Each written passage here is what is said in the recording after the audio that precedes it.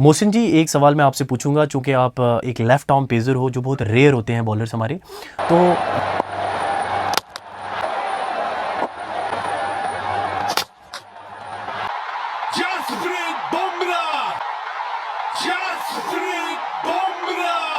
जैसे वसीम अकरम left arm pacer, और उसके बाद मिचेल स्टार्क, मिचेल करूंगा, जितने भी हमारे बडिंग बॉलर्स हैं, जितने भी रजौरी पुंछ के स्पेसिफिकली अगर मैं बात करूं, खिता पीर पंजाल की, या फिर जम्मू प्रोविंस है, कश्मीर वैली के लड़के हैं, या पूरे इंडिया की बात करें, जहां जहां भी बॉलर्स हमें देख रहे हैं, तो उनके लिए आपकी क्या जो आप उनको अपनी जो है एडवाइस देना चाहते हो कि सजेशंस क्या होनी चाहिए आपकी तरफ से? देखिए, जैसे आपने बैटिंग की बात की ना कि आपके पास पेशेंस होना चाहिए, तो as a bowler you need to have patience.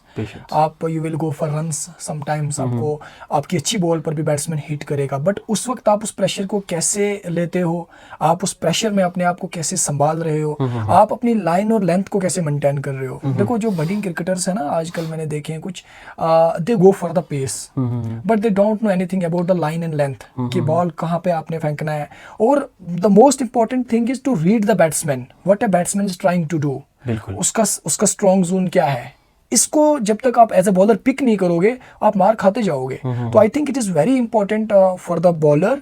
आपको पेस पे तो है ही है, पेस आप पहले लाइन और लेंथ को मेंटेन कीजिए। जब आपका लाइन और लेंथ, आपका टप्पा आपको मिल गया और बैट्समैन को आपने जज कर लिया, फिर आप पेस पर भी जाइए। अगर आप ऐसे ही पेस पर जाएंगे तो आजकल आपको पता ही है कैसे बैट्स हैं और बैट्समैन का बैट स्विंग, तो you will go for penalty I think. और उसके बाद मोहसिन, आप मुझे बताएं कि फिटनेस का क्या रोल बॉलिंग में है आपकी नज़र में?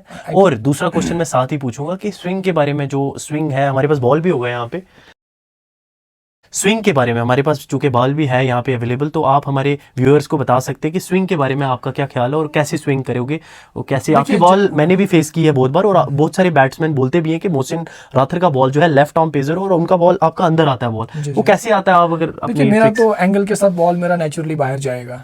अगर मैंने इसको अंदर लाना है, मैंने सिंपल करना है कि मैंने सीम को लेग स्लिप की तरफ कर देना है। सिंपल जो चीजें होती हैं। रिस्ट का क्या और सर, रिस्ट आपका लॉक होना बहुत इंपॉर्टेंट है कि जब आप चल रहे हैं तो आपकी जगह लॉक है, ठीक है, ये लॉक है। और उसके बाद आपका जो मतलब मान लो ये बॉल जो है ना, बॉल आपका पीछे ट्रैवल करना चाहिए जब आप बॉल को फेंक रहे हो। अगर आप बॉल को ज्यादा टाइट, रिवर्स स्विंग के लिए भी है, सिंपल स्विंग के लिए अगर आप बॉल को ज्यादा टाइट पकड़ रहे हो वो काम नहीं करेगा। आपका बॉल ऐसे ट्रैवल करना चाहिए, ऐसे ऐसे आपका बॉल निकलना चाहिए। आपका सीम लेग स्टिक की तरफ होगा तो राइट हैंडर को ये बॉल पढ़ के अंदर आएगा। वहीं पर अगर आप इसका सीम रखोगे फर्स्ट स्लिप की तरफ तो ये पढ़ के आपका ये राइट हैंड बैट्समैन की बात कर रहे हो, उसको बाहर निकलेगा, and vice versa. My next question to you is कि क्रिकेट जिस पर अक्सर हमने मारें खाई हैं, माँ बाप बहुत ज्यादा खिलाफ, कई बच्चों की किटें चला दी, बैट्स तोड़ दिए, but right now cricket it is looking that it's a ray of hope. क्या आपको लगता है कि एज अ फ्यूचर इसको आजकल ले सकते हैं? बिल्कुल बिल्कुल, मेरा एक मैसेज है जितने भी पेरेंट्स हैं, जहाँ कहीं भी कोई भी पेरेंट मुझे सुन रहे हैं, तो आप सबसे पहले अपने बच्चे के अंदर, अपने बच्चे का टैलेंट जो है उसको रिकग्नाइज कीजिए, ठीक है, उसके अंदर क्या है। अगर एक सिंगर है, सिंगिंग करना चाह रहा है, उसको उस लाइन में लगाए, डांसिंग कर रहा है तो डांसिंग लगाए। अगर कोई क्रिकेटर बनना चाहता है तो उसका देखो कि सबसे पहले इंटरेस्ट, सिर्फ इंटरेस्ट इंपॉर्टेंट नहीं है, अगर इंटरेस्ट के साथ साथ उस बच्चे के अंदर टैलेंट भी है, ये फादर की जिम्मेदारी है, मदर की जिम्मेदारी है, सिबलिंग्स की जिम्मेदारी है कि वो रिकग्नाइज करे। अगर उसके अंदर वो गेम है, जैसे हमारे ज़माने में हमारे अंदर गेम थी, हमारे पेरेंट्स को लोग आके बोलते थे कि भाई इसको अकेडमीज में भेजो या ये, तो कहीं ना कहीं शायद नहीं भेजा गया, और शायद ऊपर वाले को भी यही मंजूर था। पढ़ाई का होना बहुत इंपॉर्टेंट है, सिर्फ पढ़ाई का होना इंपॉर्टेंट नहीं है।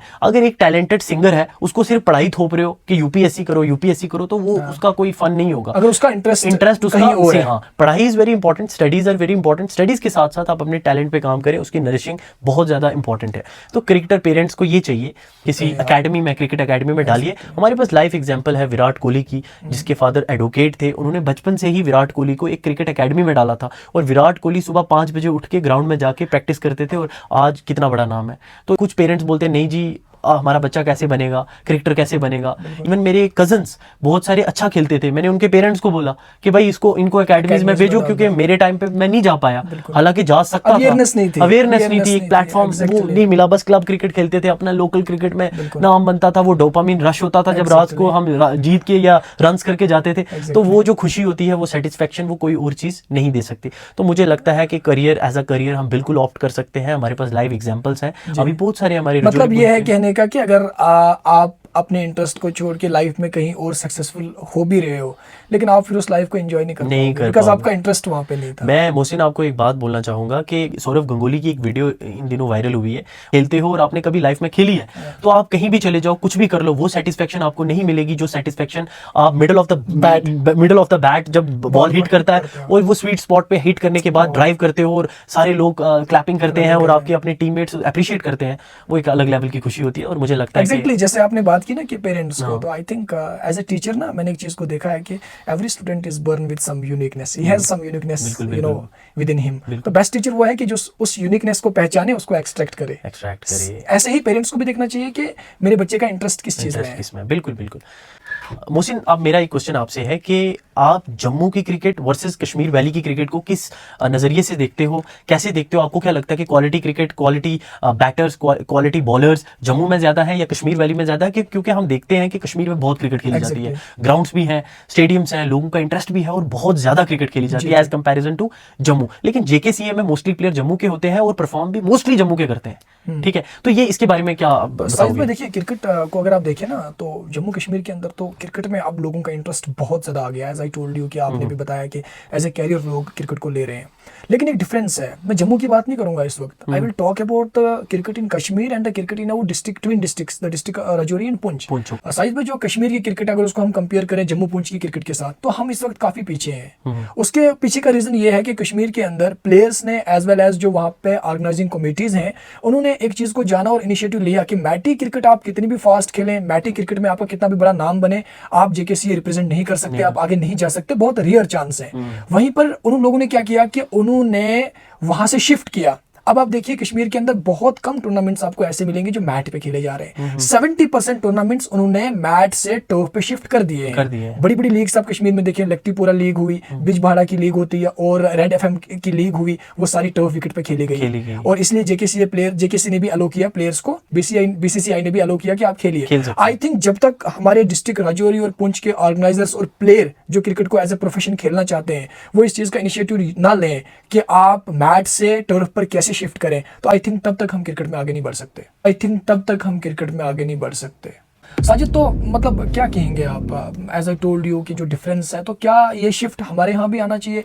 डिस्ट्रिक्ट पुंछ और राजौरी के अंदर कहीं पर भी आपको टर्फ विकेट नहीं मिल रही है, तो क्या ये उन लोगों के, उन बच्चों के ख्वाब को चकनाचूर नहीं कर रहा है जो कहीं चाहते थे कि हम जेकेसीए खेलें? मेरी रिक्वेस्ट है इस प्लेटफॉर्म से, जितने भी ऑर्गेनाइजर्स हैं हमारे राजौरी के अंदर, पुंछ के अंदर, जितने भी ऑर्गेनाइजर्स हैं, ऑर्गेनाइजिंग कमेटीज़ हैं, उनके मेंबर्स हैं, अगर ये वीडियो उन तक पहुंचती है तो यही रिक्वेस्ट है कि आइंदा आने वाले वक्त में आप कोशिश करिए। देखो, एक टर्म होती है इकोलॉजी में, इकोलॉजिकल सक्सेशन, जो ट्रांजिशन होता है, टाइम लेता है, बट अगर टाइम लेगा, लेकिन अगर आपने आज से स्टार्ट कर दिया, हाँ आज से स्टार्ट करोगे तो उसको आहिस्ता आहिस्ता आप स्विच कर सकते हो मैट क्रिकेट से टर्फ विकेट पे। मुझे पता है टर्फ विकेट बनाना बहुत मेंटेनेंस होती है, बहुत रेस्ट देनी पड़ती है, विकेट्स को 2-3 विकेट्स तैयार करनी पड़ती है, लेकिन जितनी भी हमारी जो स्पोर्ट्स अथॉरिटी है, जम्मू एंड कश्मीर की एसोसिएशन है, Jammu and Kashmir sports association, और उसके बाद बीसीसीआई है, मैं उनसे रिक्वेस्ट करूंगा कि राजौरी पुंछ के अंदर, जम्मू के अंदर, कश्मीर के अंदर जहां भी स्टेडियम्स हैं, वहां पे टर्फ विकेट तैयार की जाए और मैट विकेट को बिल्कुल बैन किया जाए, बिल्कुल बैन किया जाए। मैट विकेट खेली जब बंदा, जो मैट ही अलाउड नहीं होगा तो वहां पे क्या करना है? तो टर्फ तैयार करें, उस पर अच्छा काम किया जाए, उसको रेस्ट किया जाए, दिया जाए, उसको पानी दिया जाए, जो प्रॉपर एक तरीका होता है टर्फ विकेट तैयार करने का। तो वैसे करके टर्फ विकेट पे अगर हम स्विच करेंगे तो आने वाले वक्त में हमारे मैट पे आप अगर खेल रहे हो तो as an entertainment you can't dream to go ahead. Absolutely. There is a very meager amount of chance you have that you are going to represent your country or your state. Okay. ठीक है, if you are playing on a matty cricket, and apart from it, if you are playing on a turf wicket, and you certainly have 99.9% chances that you are going to represent your country or state. So thank you so much. Thank you, Mohsin. और ये थे हमारे साथ Mohsin rather.